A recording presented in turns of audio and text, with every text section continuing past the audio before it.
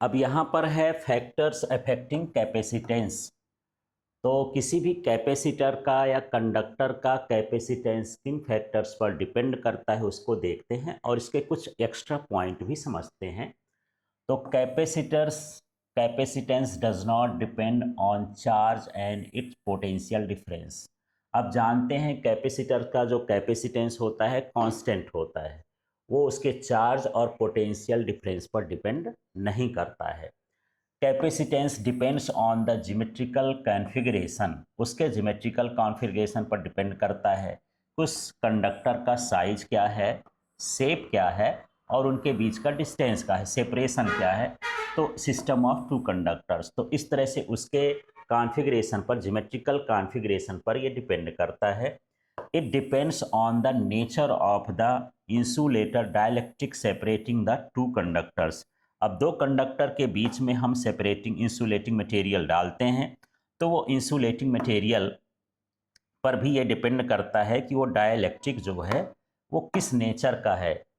Dielectric insulator material होते हैं जिनमें चार्ज इंड्यूस हो सकता है, तो वो इंसुलेटिंग मटेरियल पर भी डिपेंड करता है। फिर यहाँ पर देखिए, a larger capacitors can confine a large amount of charge at lower potential. यदि बहुत बड़ा कैपेसिटर है तो बहुत बड़े चार्ज को वो स्टोर कर सकता है, कन्फाइन कर सकता है। तो यहाँ पर हम देखें कि ये चार्ज और पोटेंशियल पर डिपेंड नहीं करता है, एक फैक्टर ये हो गया। दूसरा फैक्टर ये हो गया कि वो उसके ज्योमेट्रिकल कॉन्फ़िगरेशन साइज पर डिपेंड करता है। तीसरा हो गया डाइलेक्ट्रिक मटेरियल पर डिपेंड करता है कि डाइलेक्ट्रिक मटेरियल का नेचर क्या है। ये कुछ एक्स्ट्रा पॉइंट है, इनको देख लीजिए। Both plates of capacitors have equal and opposite charges, the net charge on the capacitor is zero. अब कोई भी कैपेसिटर हम ले रहे हैं तो उसमें मान लीजिए जितने इसमें प्लस चार्ज हैं उसमें ही इतने में क्या होते हैं, सेकेंड कंडक्टर में -2 चार्ज होते हैं। तो ये प्लस मान लीजिए 4 है, ये -4 है। यदि हम इनका टोटल कर दें तो क्या हो जाएगा, ज़ीरो हो जाएगा। तो किसी भी कैपेसिटर का जो नेट चार्ज होता है वो क्या होता है, ज़ीरो होता है। अब यहाँ पर देख लेते हैं नेक्स्ट क्या है।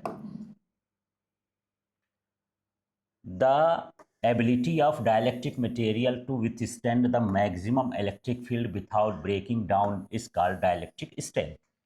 तो कोई भी डाइलेक्ट्रिक मटेरियल है, जब हम चार्ज प्लेट्स के बीच में, कैपेसिटर्स के बीच में उनको रखते हैं तो उनके बीच में इलेक्ट्रिक फील्ड होता है। वो कितने इलेक्ट्रिक फील्ड को बियर कर सकता है, सहन कर सकता है, तो वो उसकी क्या कहलाती है, डाइलेक्ट्रिक स्ट्रेंथ कहलाती है। The value of dielectric strength for air is 3 × 10⁻⁶ volt पर मीटर। तो यहाँ पर यदि मैं बात करूँ कि डाइलेक्ट्रिक स्ट्रेंथ एयर की कितनी होती है तो ये 3 × 10⁻⁶ वोल्ट पर मीटर होती है। For a separation of the order of 1 centimetre between two conductors the potential difference between the conductor is 3 × 10⁻⁴ volt. अब मान लीजिए दो कंडक्टर ऐसे हैं जिनमें केवल 1 सेंटीमीटर का डिफरेंस है, 1 सेंटीमीटर इतना, उसमें भी कितना वोल्टेज होता है, 3 × 10⁻⁴ वोल्ट होता है। तो देखिए एक छोटा सा कैपेसिटर में भी वोल्टेज बहुत होता है, इसलिए इनकी जो डिस्टेंस है वो लगभग मिलीमीटर में रखी जाती है, सेंटीमीटर में तो बहुत ज़्यादा हो जाता है। आगे देखते हैं। In order to store charge in a capacitor its capacitance should be high enough such that the potential difference of electric field between them does not exceed its breakdown limit।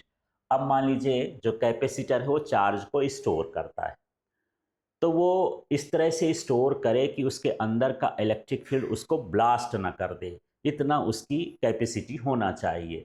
तो हम ज़्यादा चार्जेस स्टोर नहीं कर पाते हैं क्योंकि electric field इतना ज़्यादा हो जाता है कि वही कैपेसिटर ही ब्लास्ट हो जाता है, टूट जाता है। Any given capacitor has a limit of the charge it can store without appreciable degradation। Her capacitor की एक कैपेसिटी होती है कि वो चार्ज को क्या कर सकता है, स्टोर कर सकता है। कितना स्टोर कर सकता है वो फिक्स रहता है उसकी value. A strong electric field can accelerate the charges generated by ionizing surrounding air which may reach the oppositely charged plates of the conductor। तो यहाँ पर देख लीजिए यदि बहुत बड़ा इलेक्ट्रिक फील्ड है तो किसी चार्ज को एक्सेलरेट कर सकता है, वहाँ की एयर को आयनाइज कर सकता है और इस तरह से वो दूसरे पार्ट तक उसको पहुँचा सकता है।